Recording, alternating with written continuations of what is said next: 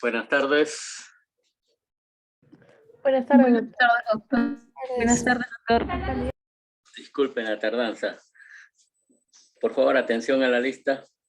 Carpio Suárez. Presente, buenas tardes. Buenas tardes. Castillejo Cuentas. Buenas tardes, doctor presente. Buenas tardes. Lee Ávalo. Buenas tardes, doctor presente. Buenas tardes. Macharé Guapaya. Presente, doctor. Buenas tardes. Buenas tardes. Pacocha Vargas. No, ya no está. Rojas Serrano. Presente, doctor. Buenas tardes. Buenas tardes. Sierra Obregón. Presente, doctor. Buenas tardes. Buenas tardes. Muy bien. Hoy día le corresponde dar la evaluación continua. Doctor, disculpe. Antes de que empiece, se han incorporado algunos compañeros por el día de hoy, porque la doctora Jacqueline no los va a poder evaluar porque está en la universidad, Ya. para que los anote, porque a ellos también los va a evaluar, doctor. ¿Cuántos son de la doctora Jackie? Me parece. Sí. ¿Cuántos? 4. 4. También están de la doctora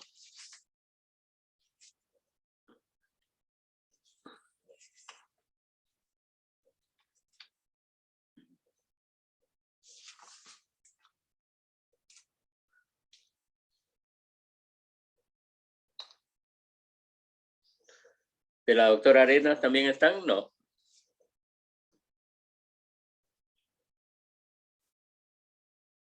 Tengo entendido que no, doctor, que solo de la doctora Jackie. Ya. Ok. Bien, por favor, uno por uno, los que son de la doctora Jackie.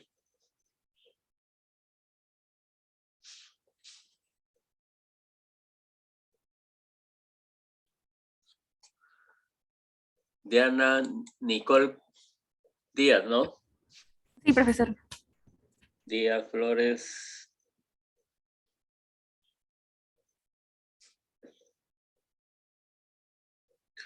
Diana. Luz María Becerra. Sí, doctor, presente. Becerra, ¿cuál es tu otro apellido? Chávez. Becerra Chávez.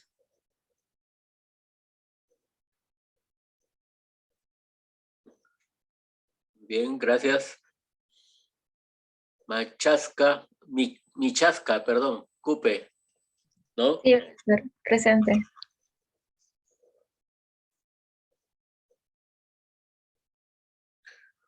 ¿Tu nombre? Michasca. Inca, ¿no? Sí, profesor. Muy bien. Aguirre. Sí, profesor.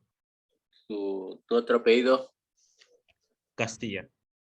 Aguirre Castilla. Jorge, ¿no? Sí. Muy bien.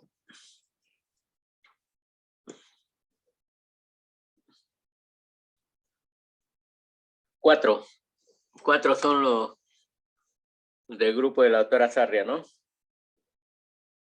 Sí, doctor. Ya, ok, gracias. Muy bien.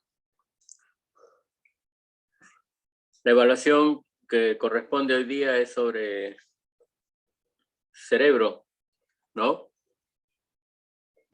Sí, doctor. Ok, a ver, vamos a buscar las láminas.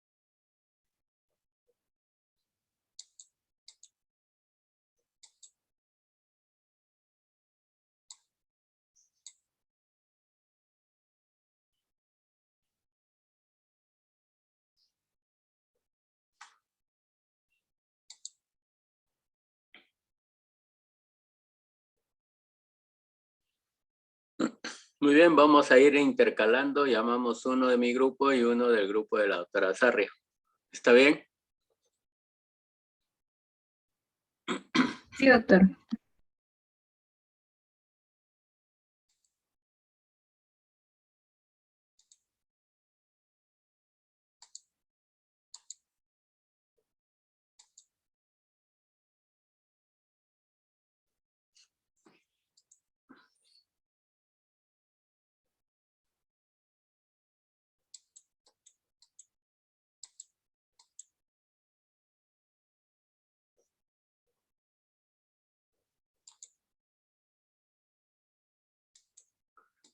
Algunas vistas van a estar con nombres. No les he retirado las denominaciones.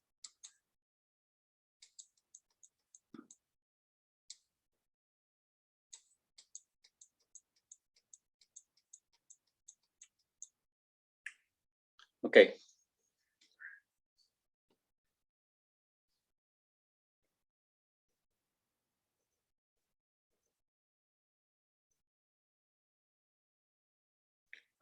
Carpio Suárez.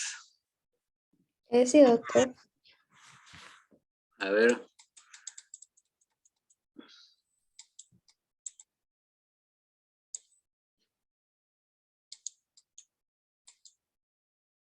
Bien, esta es la parte anatómica del cerebro. ¿Ok? Están con sus respectivas denominaciones, pero vamos. Bien, aunque esto está a menor aumento, ¿a qué corresponde? Ya, bueno, en este caso podemos ver a la corteza del cerebro en la parte superior. Esta corteza es una masa de sustancia, es una sustancia gris y por lo tanto corresponde a somas de las neuronas. En la primera capa, que es la más superficial y la que se ve de color más claro, correspondería a la capa molecular y esta contiene poca celularidad, principalmente solo está compuesta de células horizontales o también conocidas como células horizontales de Cajal. La siguiente capa correspondería a lo que sería la granular externa. Y en esta, como su nombre lo indica, predominan las células granulares o también conocidas como estrelladas y pueden ser tanto inhibitorias como excitatorias dependiendo si son espinosas o son lisas. Después sigue la piramidal externa, nuevamente como su nombre lo indica, predominan las células piramidales debido a la forma de su soma, que es piramidal, y tienen una dendrita apical que se prolonga hacia capas superiores, también tiene dendritas colaterales y un axón que se prolonga hacia capas inferiores o hacia la sustancia blanca. Después sigue la granular interna, que nuevamente tiene células granulares, pero estas son de mayor tamaño. Sigue la piramidal interna, que está caracterizada por tener células piramidales de mayor tamaño. En el caso, por ejemplo, de la corteza motora, predominan las células gigantes de Betz. Y finalmente viene la capa multiforme. Y en la parte inferior ya la corteza cerebral vendría a ser lo que sería la sustancia blanca, que corresponde a los axones de las neuronas. Muy bien. Y la capa es la superficial que recubre al cerebro. En ese caso sería la pía madre, que es tejido conectivo. ¿Qué sería, dices? Tejido conectivo, la pía madre. La pía madre. Muy bien. Ok. ¿Parte de las meninges o no? Sí, es parte de las meninges, que las tres meninges vendrían a ser la pía madre, la aracnoides y la dura madre. Muy bien. ¿Qué importancia tienen las células gigantes de Bex? Son células que son excitatorias. Y bueno, estas predominan en la corteza motora y por lo tanto van a tener función principalmente eferente. Bien. ¿Qué patología puede mencionar a ese nivel A nivel de las células piramidales, del cerebro en general? del cerebro en general, Bueno, existen diferentes, por ejemplo, síndromes lobulares, en el que dependiendo del lóbulo afectado, sea este el frontal, temporal, parietal o occipital, se van a generar diferentes sintomatologías. Por mencionar un ejemplo, en el caso del síndrome del lóbulo frontal, que es el más grande, se podría generar, el lóbulo frontal tiene que ver con la motilidad, pero también tiene que ver, por ejemplo, está el área de Broca, que es la encargada de poder hablar y poder articular las palabras. Por lo tanto, una de las patologías sería, por ejemplo, la afasia de Broca, en el que el individuo, si bien puede entender lo que le están diciendo, no puede dar unas respuestas de manera oral. Ok.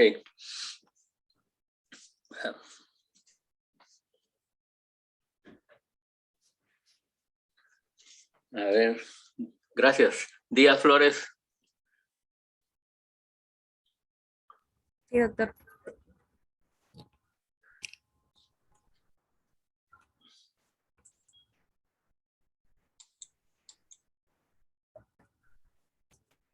Se fue la cámara. Sí, estoy con la cámara prendida. Ya. Bueno, esto está con nombre. Ok.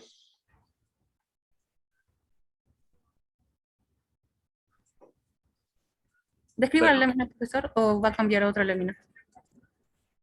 Ya, sobre todo háblame acerca de las meninges. Bueno, ya. En esta lámina, bueno, acá podemos observar sobre todo la capa molecular, que va a ser la capa más externa de las 6 capas que vamos a tener en la corteza cerebral. Y también podemos observar a la capa granular externa, y luego de ella vendría la capa piramidal externa, ¿no? Sobre todo en la capa molecular, que va a ser la más externa, vamos a encontrar a las neuronas de Cajal, que tienen una característica de que sus somas o sus dendritas van a ser colaterales, ¿no? Van a ser hacia los lados.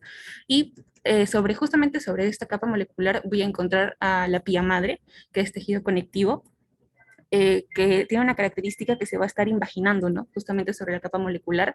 Luego vamos a encontrar sobre la pía madre al espacio aracnoideo, que estaría entre la pía madre y la capa aracnoides, ¿no? Que la capa aracnoides es mucho más gruesa en comparación con la pía madre, y dentro de este espacio subaracnoideo va a recorrer el líquido cefalorraquídeo. Y aparte vamos a encontrar diferentes vasos sanguíneos. Por ejemplo, aquí en la imagen vemos 2 vasos sanguíneos. Podría diferenciar que uno es una vena y otro una arteria, porque sobre todo lo que a mí más me llama la atención es la luz, ¿no? De la vena, que es más circular, es más grande, no, de la arteria, perdón, que es más circular y más grande.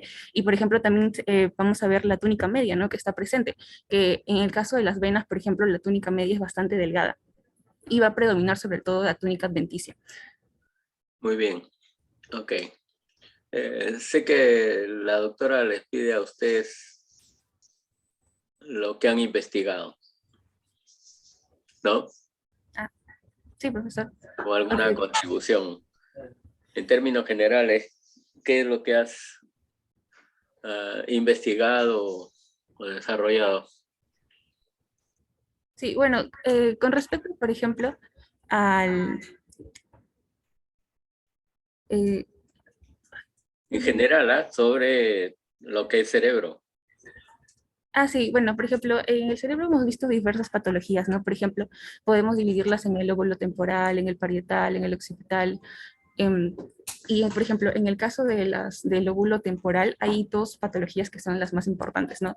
Las que van a afectar al área de Broca y las que van a afectar al área de Wernicke. Por ejemplo, las del área de Broca van a estar relacionadas con la articulación de las palabras. Por ejemplo, se mencionaba que cuando se afecta justamente al área de Broca, que sobre todo va a estar en la parte frontal del cerebro, o sea, que son las áreas, cuando se afecta esa área de Broca, las personas van a tener dificultad al articular las palabras. Se menciona de que las personas pueden llegar a articular incluso solamente máximo 4 palabras, y las oraciones van a ser bastante simples, no van a poder articular oraciones complejas. Bien, eso en cuanto a las alteraciones que pueden presentar. Pero, ¿por qué puede ser provocada esas alteraciones? Sí, por ejemplo, en el área de Broca puede ser provocada por una hemorragia cerebral, y también había otra causa, habían 2 causas principales, las hemorragias y una contusión, un accidente craneoencefálico. Muy bien, ok, gracias. ¿Está bien? Castillejo. Sí, profesor, buenas tardes. Buenas. ¿Tu cámara funciona? Sí, yo la aprendí. No veo sus cámaras. No, voy a Ahora enseñar. sí. Ya. Ujú. Se va.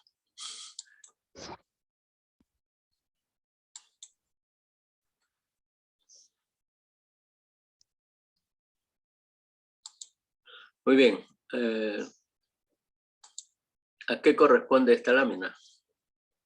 Ya, como podemos observar, principalmente las neuronas que van a resaltar vendrían a ser las neuronas o células piramidales o células de Betz. En este caso, podemos observar esta a nivel de la capa piramidal interna como también externa. En este caso, a nivel de la capa piramidal externa, vamos a observar estas células piramidales de menor tamaño y a nivel de la capa piramidal interna la vamos a encontrar de un mayor tamaño, como también son denominadas células gigantes. Asimismo, también vamos a poder observar otro tipo de células de neuronas que vendrían a ser las células granulosas que van a corresponder a la capa granular interna y externa, además de las células estrelladas que van a ser células o neuronas ramificadas. Asimismo, también vamos a encontrar células que van a formar parte de la neuróglea, como los astrocitos, oligodendrocitos, que van a permitir la formación de estas, em, de del axón y otras células que van a conformar parte del neurópilo. Muy bien. Ok. ¿Alguna patología en relación al tejido cerebral? Sí, por ejemplo, podría hablar del Alzheimer. Esta es una enfermedad neurodegenerativa que va a generar una deficiencia tanto a nivel cognitivo como también alteraciones en la memoria, en el humor, en la conducta y a futuro o si sigue progresando, lo que va a generar es una dependencia tanto a nivel motor como también una dificultad en el habla. Esta patología de manera histológica, lo que se va a generar o lo que va a formar es la presencia de estos ovillos de degeneración neurofibrilar intraneuronal, que va a ser característico por un depósito de determinadas proteínas anómalas, en este caso de la proteína tau, que lo que va a generar son depósitos a nivel del núcleo y van a formar esta estructura como forma en llama, que va a ser característica de esta enfermedad y va a generar alteraciones principalmente a nivel del hipocampo. Asimismo, también lo que se va a generar es también depósitos de otras proteínas anómalas como la beta amiloidea, que va a formar estas placas amiloideas neuríticas, que también son características de esta enfermedad y que van a ser identificadas ambas patologías o ambas alteraciones que mencioné a través de una prueba de inmunohistoquímica. En este caso, la primera a través de una prueba de inmunohistoquímica para el anticuerpo de proteína tau y uno responde a la prueba de inmunohistoquímica para los anticuerpos para proteína beta-amiloidea. Asimismo, también va a haber depósitos de esta proteína anómala beta-amiloidea a nivel de los vasos sanguíneos que van a generar una angiopatía que va a ser propenso a los pacientes al desarrollo de isquemias o de hemorragias a nivel cerebral y por tanto va a generar un mayor daño en lo que respecta a sus funciones de tipo cognitivas. Muy bien. ¿Esta amiloidosis está relacionada también con el Alzheimer? Amiloidosis.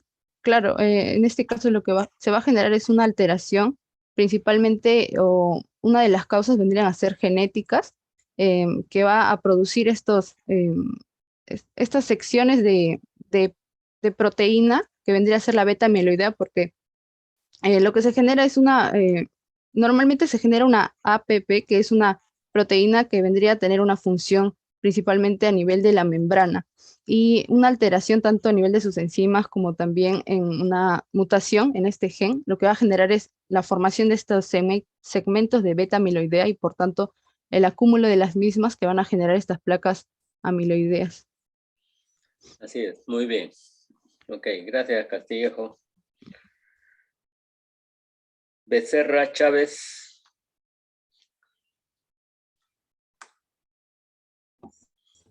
Sí, doctor, presente. Ok.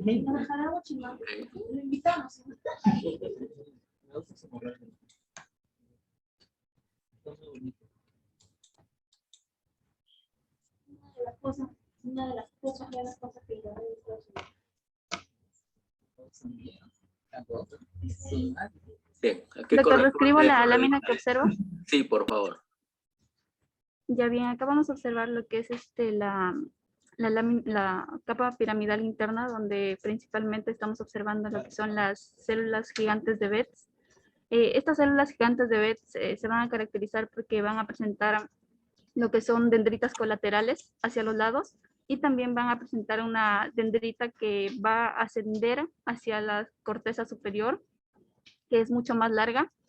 También se caracteriza porque tiene una forma piramidal y es mucho más grande que las demás, y también lo vamos a encontrar en lo que viene a ser sobre todo en la circunvolución precentral que se ubica en el lóbulo frontal. ¿Por qué lo encontramos aquí?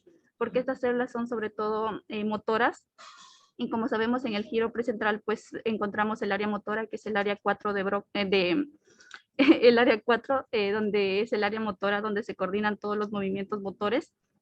Y pues, y estas son abundantes en esta área, ¿no? Porque básicamente su función es motora, ¿no? Y por eso es que son grandes también. Y tienen muchas conexiones motoras. Muy bien. También Bien. encontramos células de la glía. Podemos observar los que son núcleos mucho más pequeños y compactos, son los oligodendrocitos. Mientras que los que son menos compactados y un poco más claros son característicos a astrocitos, ¿no?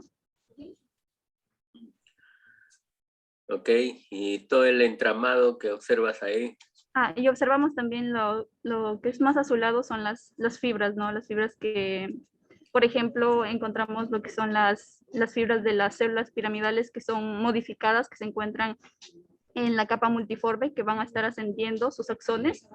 Y también estas células van a estar bastante conectadas con las otras células, ¿no? Como también encontramos las células fusiformes, que van a estar sus axones realizando conexiones a este nivel. Ya, muy bien. ¿Has investigado sobre alguna alteración? Hablaría sobre, por ejemplo, a nivel del lóbulo temporal encontramos el área de Wernicke, que es el área 39 y 40, que en sí lo que va a permitir esta área es la comprensión del lenguaje. Pero ¿qué pasa cuando se afecta? La persona no va a poder comprender el lenguaje, o sea, va a poder hablar normal las palabras, pero lo que le hablan no lo va a poder entender, y tampoco, no solo entender las palabras, sino tampoco va a poder entender el lenguaje escrito, o por ejemplo en las personas que utilizan el lenguaje de señas tampoco lo va a permitir entender, ni el lenguaje, por ejemplo, de braille. En sí se va a perder la comprensión total del lenguaje cuando se afecta esta área que se ubica específicamente en el lóbulo temporal. En este caso se denomina lo que es una afasia, pero una afasia de tipo comprensiva, ¿no? Ya, pero ¿va a poder leer? No va a poder leer, o sea, no va a poder leer, pero no comprender más que todo. La comprensión es lo que le afecta. Así es, ajá. Ajá. No Muy lo bien. puede comprender, pero sí puede hablar también normal.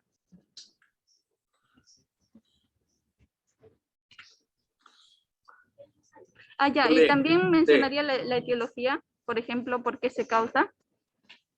Muchas veces es causada, por ejemplo, cuando hay infecciones bacterianas como una meningitis. También puede ser causado por la formación de tumores a este nivel, y también por la formación de tumores como... disculpe, la profesora está tomando foto acá en el aula. No me puedo concentrar. ¿Por qué dices?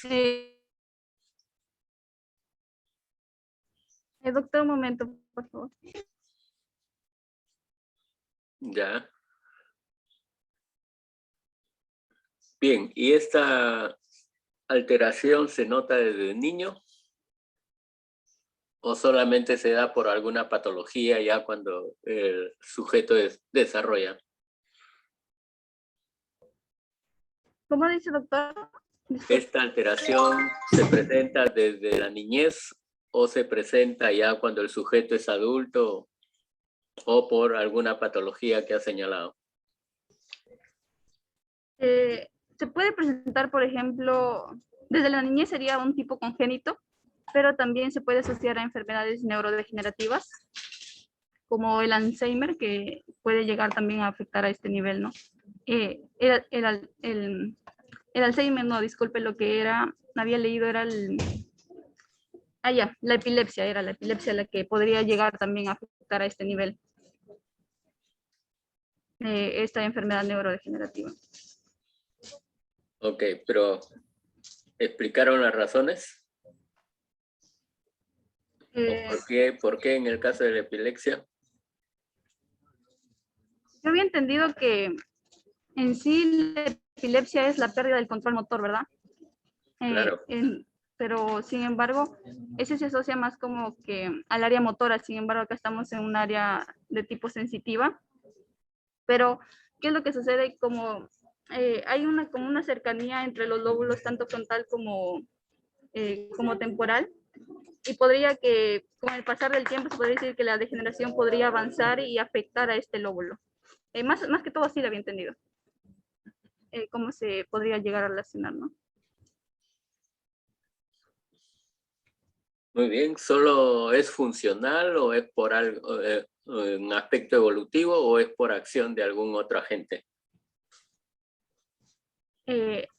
Respecto a la fascia, ¿se refiere, doctor? ¿O? A lo último que ha mencionado. A ver, ¿cómo se puede dar? Bueno, en sí las enfermedades se causan por diversos factores, ¿no? También se puede dar por mutaciones genéticas que se pueden desarrollar, ¿no? Como has dicho, infecciones genéticas. ¿Cómo? ¿Cómo has dicho? Mutaciones genéticas. Ah, mutaciones, yo te había entendido mal. Ya, sí, también. Y también se puede dar por las relaciones con el ambiente, ¿no? Que puedes, sobre todo tener contacto con, se podría decir con productos que pueden en sí desencadenar diversas patologías. Pero así más específicamente no he leído sobre eso, pero sí sobre cómo es que las mutaciones que se dan en diversos cromosomas pueden llegar a originar, por ejemplo, tanto el Alzheimer, que hemos visto, ¿no?, en el seminario pasado, que se daba por mutaciones tanto en el cromosoma 17 como en el cromosoma 20. Ok. Pero más específicamente no, doctor. Muy bien. Gracias. Becerra, ¿no? Sí, doctor. Ya, ok, gracias. Líavalo. Sí, doctor, presente. Un minuto, estoy conectando mi cámara. A ver. Muy bien. A ver, ¿qué te toca? Está con nombres. Es prácticamente lo mismo. Doctor, disculpe, sigo viendo la imagen anterior, la que le mostró mi compañera. ¿Esta? ¿U Estoy otra? viendo la imagen morada, la de la neurona de Betts. ¿Esta? Sí, creo que Ya. en internet. ¿Me puedes? ¿Querías ¿Me agregar puedes? algo? No, No, ¿me puedes? doctor, creo que tiene que volver a compartir porque sale congelada su pantalla. Ah, a ver, vamos a ver. Gracias por avisar.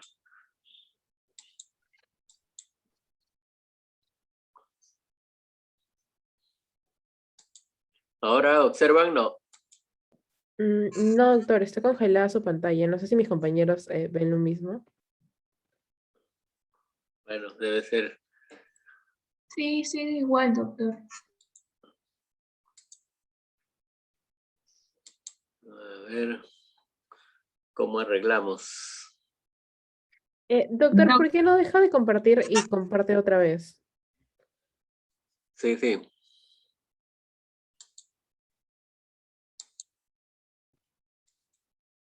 Ahora, ¿observan? No, doctor. Tampoco.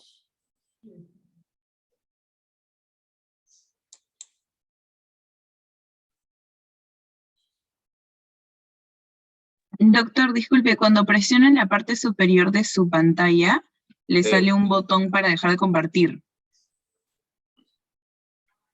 Uso compartido, sale. No, dejar de compartir. A ver, Hay un botón rojo, me parece que es. Ah, ahora sí sale la imagen del cerebro. ya, ok. A ver, ¿lo observa tu compañera? Sí, doctor. Ok. Bueno, este de lo que se refiere a macroanatomía, ¿no? Corte cerebral. Sí, doctor. Bueno, estamos viendo una imagen macroscópica y bueno, podemos observar la sustancia blanca, también podemos observar el ventrículo lateral con su plexo coroideo, el tercer ventrículo, los pedúnculos cerebrales y bueno, también entre ambos hemisferios, la cisura interhemisférica y el cuerpo calloso. Ok, de acuerdo.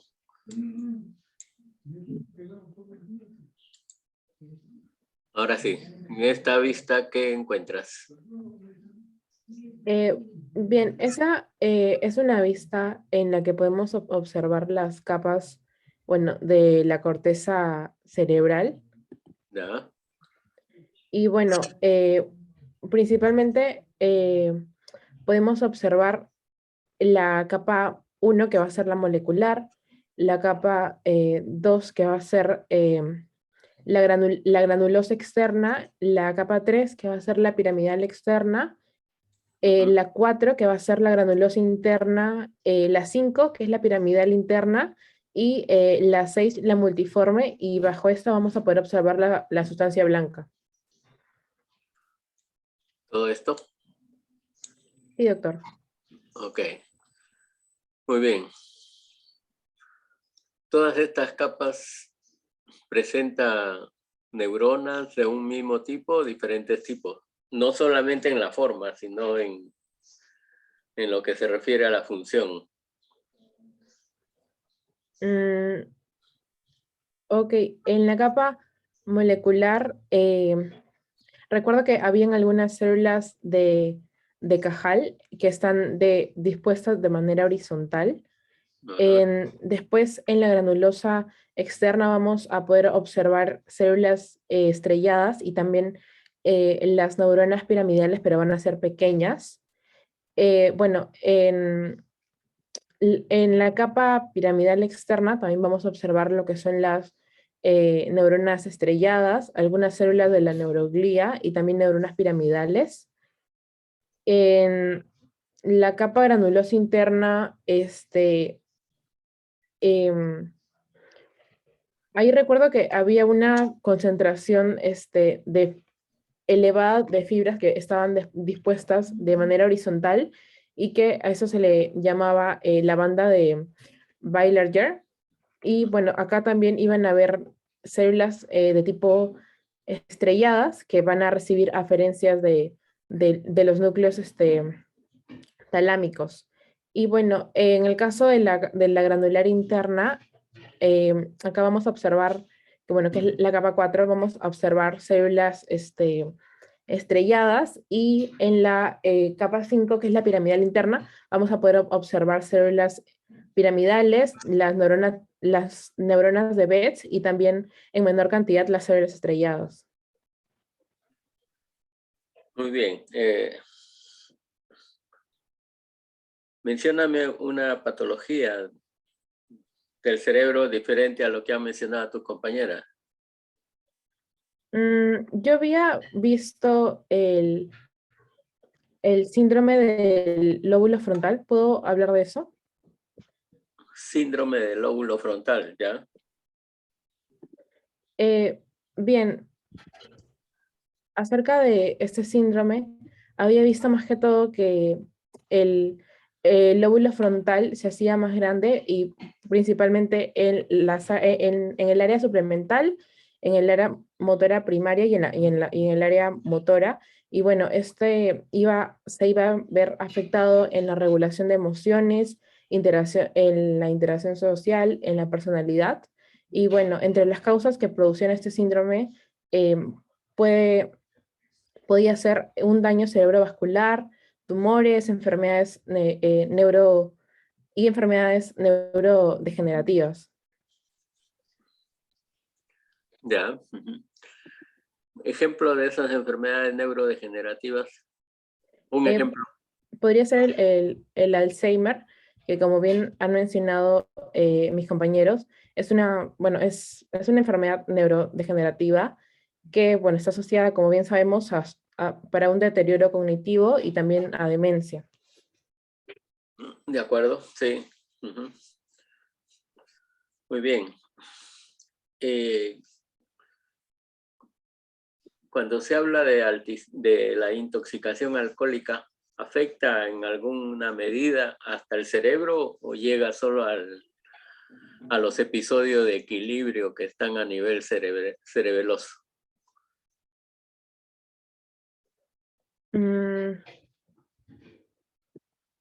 En el caso de, bueno, tenía entendido que la intoxicación alcohólica iba a producir hiperexcitabilidad del córtex, también un síndrome confusional severo, amnesia o también a lo que se conoce como lagunas de memoria. Y bueno, como bien sabemos que el consumo de alcohol va a afectar directamente al cerebro debido a que modifica o cambia la consistencia de la sustancia blanca del cerebro, modificando las fibras que van a comunicar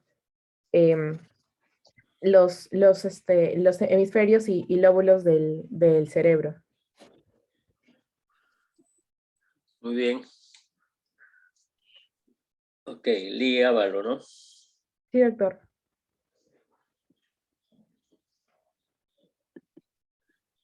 Conforme, gracias.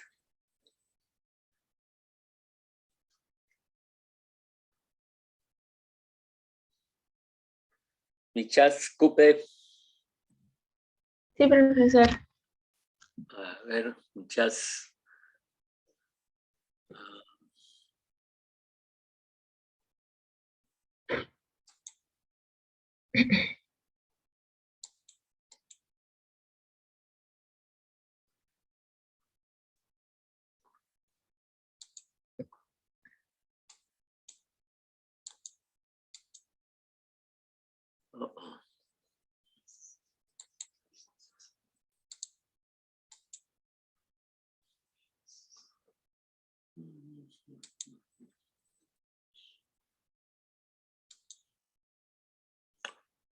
¿Observa la vista? Sí, profesor. Bien, ¿a qué corresponde? Ok, acá vamos a observar todo lo que es parte de las capas. Primero vamos a comenzar. Primero, la primera parte correspondía a lo que es la capa molecular. Y bueno, la característica de esta capa molecular es más que todo, el color más que todo más claro a diferencia de las demás capas. Y eso se debe porque presenta menor cantidad de células, pero sí mayor cantidad de sinapsis a diferencia de las demás capas, ¿no? Aquí la célula predominante es la célula de Cajal, que bueno, va a tener tanto su dirección de forma longitudinal o la misma dirección que va a presentar la capa. Luego vamos a encontrar la capa, bueno, la granular externa, y esta en capa granular externa pues vamos a encontrar más que todo, porque va a haber grandes cantidades de células estrelladas y también más que todo son como estrellas estrelladas, apretadas en esta capa, y luego encontramos lo que es la capa piramidal externa, que aquí, bueno, en esta capa se va a encontrar más que todo células piramidales, pequeñas y medianas, ¿no? Luego encontramos la capa granular interna, que más que todo son células piramidales medianas, ¿no? También hay gran cantidad de células estrelladas. Luego sigue lo que es la capa piramidal interna, ¿no? En esta ya se puede diferenciar a diferencia de las dos capas anteriores, porque vamos a encontrar que las células de Betz, ¿no? Las células fusiformes piramidales, pero de mayor cantidad, ¿no? O sea, es más gigante. Y por último sería al último sería la capa multiforme, ¿no? Que vamos a encontrar ya también piramidales, pero ya no tienen como esa forma piramidal, como se llama, ¿no? Más que todo son como triangulares o ovoideas que van a presentar. Muy bien. Hábleme de esta capa externa. Toda la capa externa sería la pía madre. Ya, nada más. Bueno, la pía madre, que va a ser una capa delgada que va a recubrir toda la parte del cerebro, del corte cerebral. Ok. ¿Y las otras capas meningias? Está la aranoides y la aranoides y la dura madre. Ya. Ujú. ¿Qué procesos patológicos puede haber a ese nivel de las meninges? Mm, Bueno, yo tenía lo que es la enfermedad de Huntington, porque, por ejemplo, a nivel de la capa, o sea, hay que definirlo, esta enfermedad más que todo era por una enfermedad neurodegenerativa, ¿no? Que provocaba trastornos tantos motores, psicológicos, ¿no? Y provocaba, más que todo, a nivel histopatológico, iba a darse las pérdidas más que todo de las neuronas medianas, pero exactamente de las neuronas piramidales de proyección a nivel de la corteza cerebral. También, asimismo, esta enfermedad se mencionaba que generaba lo que era la pérdida de neuronas y gliosis, que más que todo afectaba al estriado, ¿no? Y por ende iba a haber una despoblación neuronales a nivel de esta enfermedad. Muy bien. ¿Qué más ocasionaba? ¿Degeneración a ese nivel? También, bueno, a nivel histopatológico, iba a haber agregaciones, pero eran como agregaciones de cuerpos de inclusión intranucleares. Y las neuritas distróficas, también iba a verse los astrocitos, pero era más que todo, eran ¿cómo se llama? Estratificados, pero estaban en condiciones muy, o sea, un astrocito normal era, no, hasta astrocitos hipotróficos que se encontraban también afectados a este nivel. Ok, ¿eso es lo que has investigado? Sí, profesor. Porque te pregunté sobre las meninges. Y no tengo una patología de las niñas. Ya, ok. Gracias. Michax, ¿no? Michasca, sí. Michesca. Michasca, sí. ¿Ah? ¿Michesca o michasca? Michasca. Michasca, ok. Gracias, disculpa. Macharé. Sí, doctor. Aquí estoy. A ver, Macharé, ¿habrán láminas o no?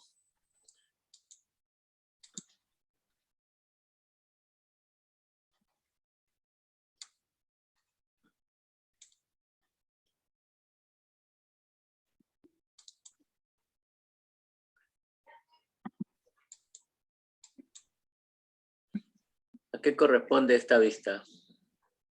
Bueno, doctor, me parece que esto también sería la vista de neuronas de Betz, entonces estaríamos a la altura de la capa piramidal interna, también llamada A ganglio. ver, un ratito. ¿De Bex?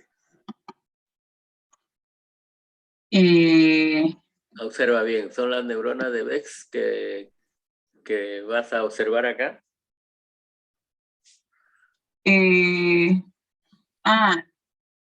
Creo que estaríamos a nivel de la capa molecular, me parece.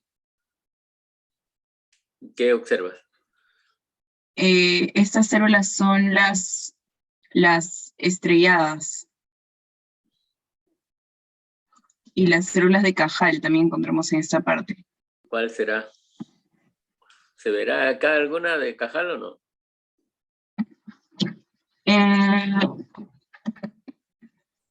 En este caso, las células de Cajal serían las que son más, me parece que sí, en el medio, en la parte superior.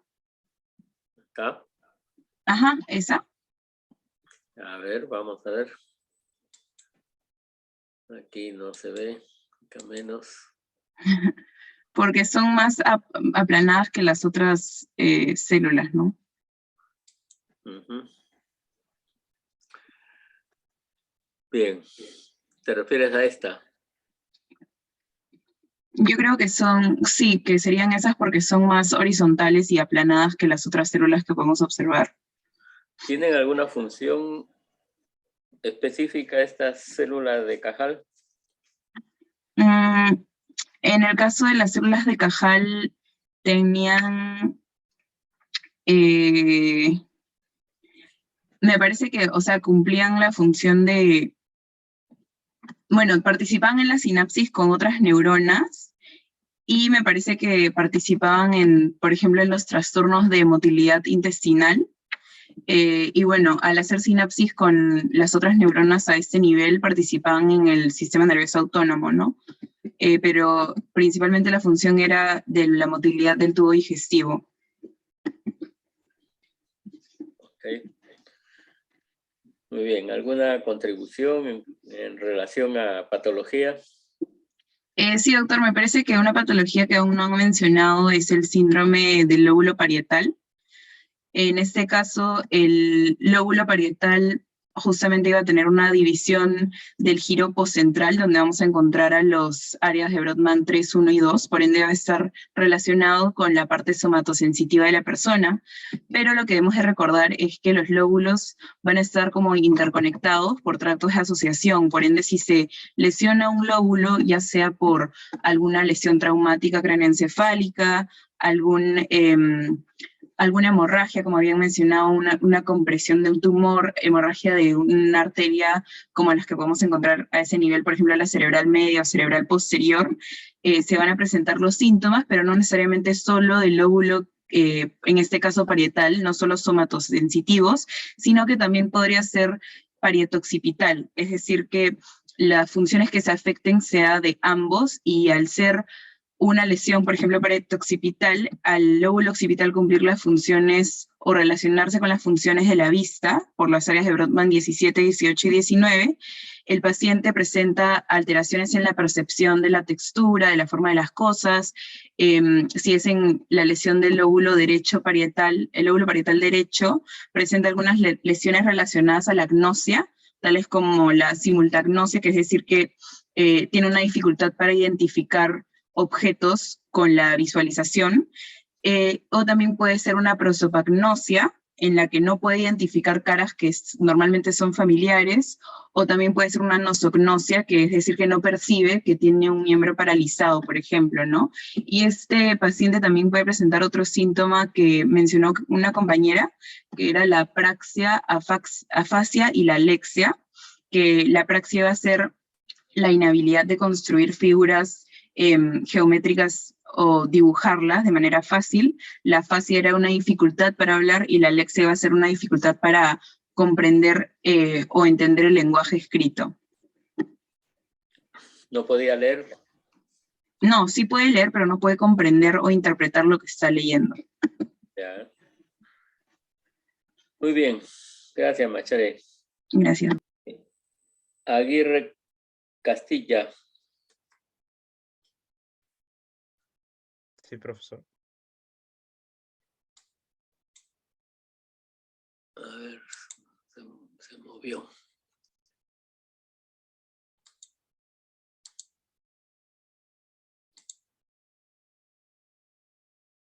¿Qué pasó?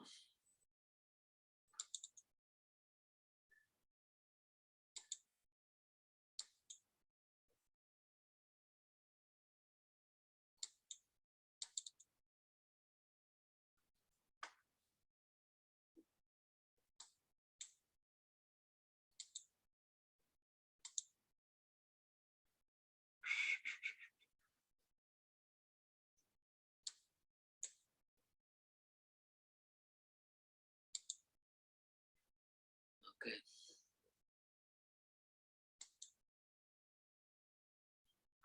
¿Qué observas en la foto? Bueno, principalmente estamos observando lo que son las células piramidales gigantes o de Betz. Ya. Bueno, también podemos observar fibras, ¿no? Axones que van a representar aquellos axones de otras neuronas que provienen de otras capas, como por ejemplo de las células de Martinotti. También podemos observar algunas células de la glía que tienen un núcleo más compacto y son más pequeñas. Y bueno, eso básicamente. Ya, muy bien. ¿Qué capa de cerebro será esta? Si Bueno, encuentras esta neurona de Bex. como son las neuronas de Bett, se trata de la capa piramidal interna, y en este caso las células de Bett son las más abundantes. Y estas células de Bett en sí, en el área premotora, en el giro, la corteza premotora, lo que va a hacer es que va a dar origen al 3% de las fibras del tracto piramidal o córtico espinal. Ok. ¿Qué tema has investigado en relación a este órgano? O sea, sobre una enfermedad, ¿te refieres? Ya, sí. Ya, bueno, yo estaba leyendo acerca del síndrome de Anton Babinski. Síndrome de, Anton Babinski. ¿en qué consiste? Bueno, el síndrome de Anton Babinski se da por una afectación de lo que es el lóbulo occipital. En este caso se caracteriza porque hay anosognosia visual, es decir, el paciente presenta ceguera, pero no es consciente de ello. Entonces, lo que ocurre es que, a pesar de que se confirme el diagnóstico de ceguera, que se conoce como ceguera cortical, los síntomas vendrían a ser la pérdida del reconocimiento de la luz, también, o sea, a pesar de que no hay demencia, tampoco, también se mantienen los movimientos oculares y todo, el paciente presenta ceguera, pero este piensa que no lo tiene, es decir, niega que tiene ceguera. Y en este caso, aún no se descubre en sí cuál es el mecanismo fisiopatológico por el cual el paciente no reconoce que tiene ceguera, pero con respecto a la presencia de la ceguera en sí, se dice que es por alguna alteración de las arterias que irrigan el lóbulo occipital, como por ejemplo la arteria cerebral posterior, Ya, ya que en este lóbulo occipital tenemos lo que es la corteza visual primaria, el área 17, y también la corteza visual secundaria, y la tercera y la cuarta área visual, que tendrían a estar en las áreas 18 y 19 de Brodmann. Y, por ejemplo, en el caso de que un paciente presente lo que es un evento cerebrovascular, ya sea hemorrágico o isquémico, lo que ocurre es que va a haber lo que es muerte neuronal de aquellas neuronas de la corteza del lóbulo occipital, y por lo tanto se da la pérdida, ¿no?, de estas funciones, como son la percepción de la luz, eh, también la asociación visual, etcétera. muy bien. ¿Causa? Como le mencioné, ¿Traumatismo? la causa más principal vendría a ser el evento cerebrovascular isquémico, ya sea, por Ya, ejemplo, por un accidente cerebrovascular o un traumatismo. ok. No puede ser también por déficit de, de alguna otra causa. Bueno, también había leído de que se podría originar en pacientes con epilepsia, cuyos focos vendrían a estar en el lóbulo occipital. Ya, O aquellos o pacientes, también, claro. Ujú. claro, o aquellos pacientes, por ejemplo, que están pasando por tratamientos con quimioterapia o radioterapia. Eso decía en el artículo que leí. Muy bien.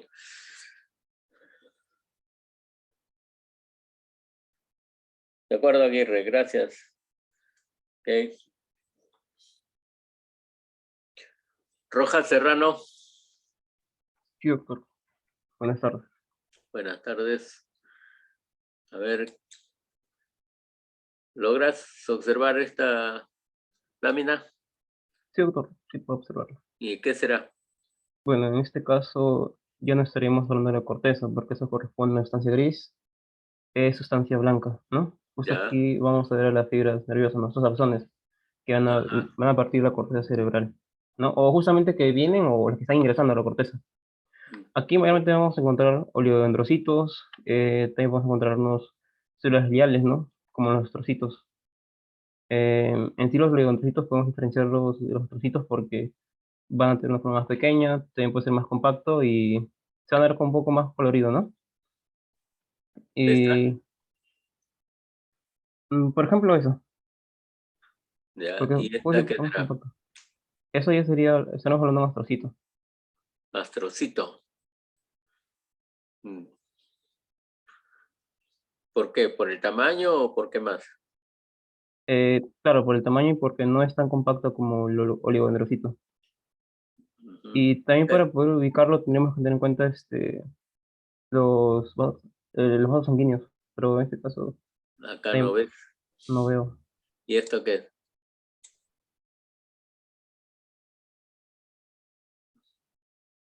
También diré que es un astrocito. ¿Igual que este?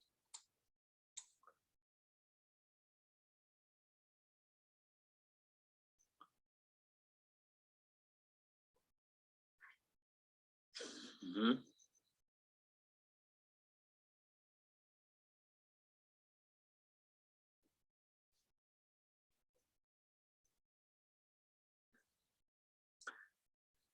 ¿Seguro que son iguales? Porque mira, Mm, de este tipo, acá hay otro. Acá también hay otro. Ujú. Acá hay uno, un poquito más chico. ¿Ok? En cambio, estos tienen el núcleo más marcado. ¿Sí? ¿Ok? Y los más chiquitos son estos que mencionaste que eran los oligodendrocitos. oligodendrocitos. ¿Ok? Entonces, quedan los dos. ¿Cuál es cuál?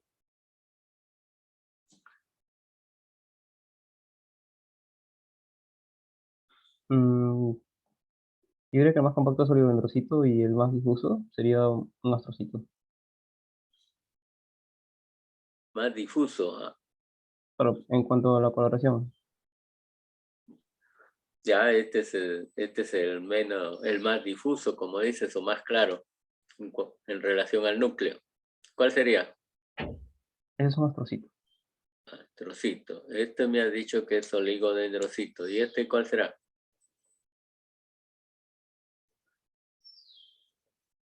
Porque tiene en cierta forma un citoplasma más amplio. ¿Sería eso el halo?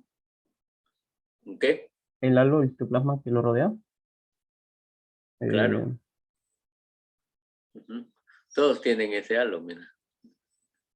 Ujú.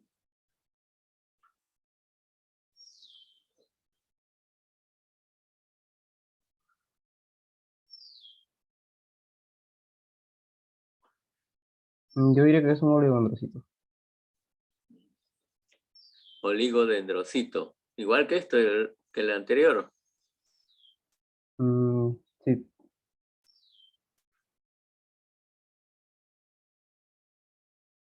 ¿Ya? Porque las fibras que observas son de los axones. ¿No es cierto? ujú. Y justamente esos oligodendrocitos van a formar la mielina, ¿no? De aproximadamente hasta unas 50 fibras, ¿no? Van a tener sus prolongaciones.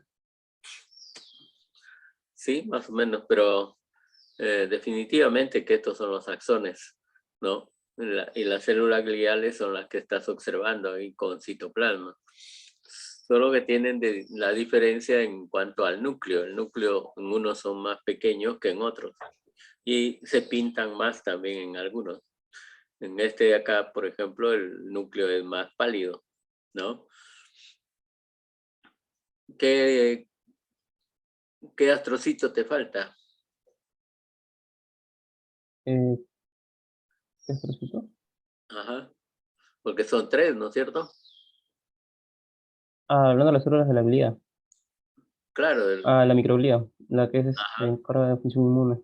Sí, disculpa, la célula de la glía. ¿Cuál te falta? La microglía. La microglía. ¿Y habrá o no? Esa tiene una forma más alargada.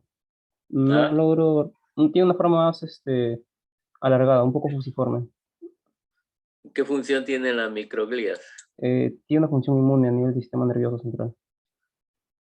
Así es, son los macrófagos o no. Mm, sí, tiene una función similar. Ya, muy bien, Rojas. Dime una patología. Justamente había averiguado sobre el síndrome de Valint. ¿La cual? Síndrome de Valint. ¿En qué consiste? Justamente es una enfermedad, una patología neurológica, ¿no?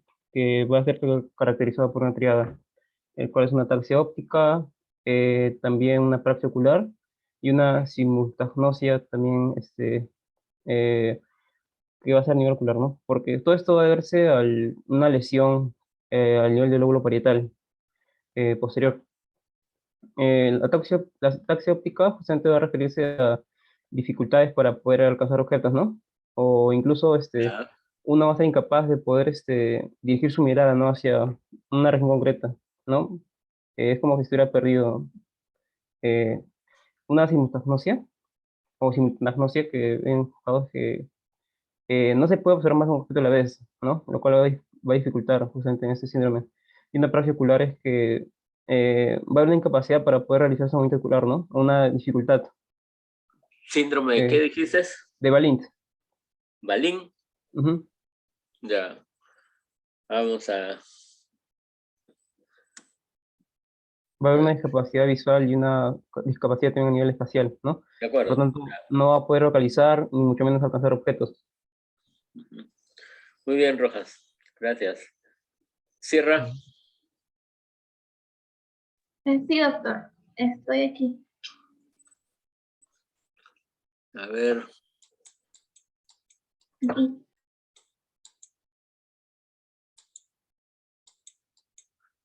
Ya no hay más.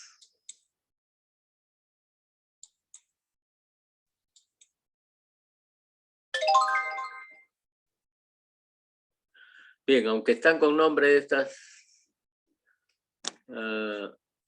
estructuras, lo que está al centro, ¿qué importancia tiene a nivel cerebral y a nivel de la médula espinal? Sí, doctor. Bueno, lo que está en el centro se puede visualizar que son los plexos corrideos, que se puede ver de que estos se van a estar muy asociados a la parte con los vasos sanguíneos.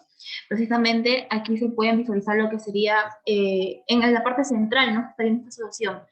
Acerca de las células que se van a encontrar aquí van a ser los coroidocitos, que se caracterizan por ser de un epitelio cúbico simple, y estas van a encargarse, ¿no? De filtrar lo que sería la sangre para poder dar lo que sería la producción del líquido cefalorraquídeo. Se dice que pueden producir en un 80% a este nivel, que el 20% sería por la barrera hematoencefálica. Además, también se puede mencionar de que, bueno, la importancia es porque va a producir lo que es el líquido cefalorraquídeo, tanto a nivel central, el sistema nervioso central, y esto con el fin de poder, por ejemplo, las funciones de este líquido cefalorraquídeo se puede mencionar que sería amortiguar los golpes, también podría ser el transporte de hormonas, el transporte de sustancias, también puede ser una función mecánica, ¿no? Para lo que sería recubrir todo lo que sería el sistema nervioso central, tanto a nivel del encéfalo como en la médula espinal, ¿no? Y bueno, eso es lo que podría mencionar acerca. Y bueno, esos plexos coroideos se van a encontrar a nivel de los ventrículos, ¿no? Tanto laterales, en el tercer ventrículo, en el cuarto ventrículo. Muy Es lo que bien. podría mencionar. ¿Habrá alguna alteración con estas células?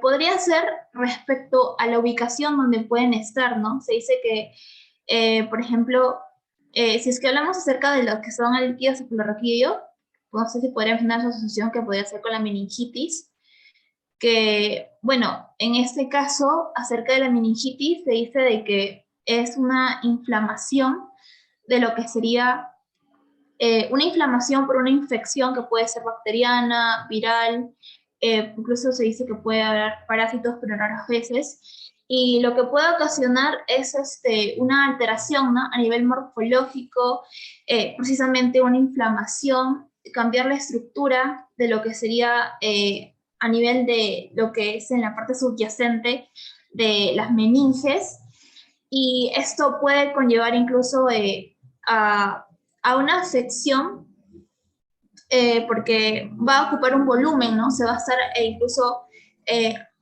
dando todo lo que es una infección. Y bueno, eso podría mencionarlo. Muy bien, Sierra, gracias. Ok.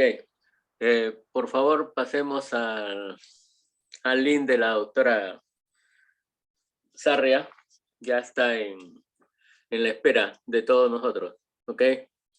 Gracias a los alumnos de la doctora Sarria por su participación.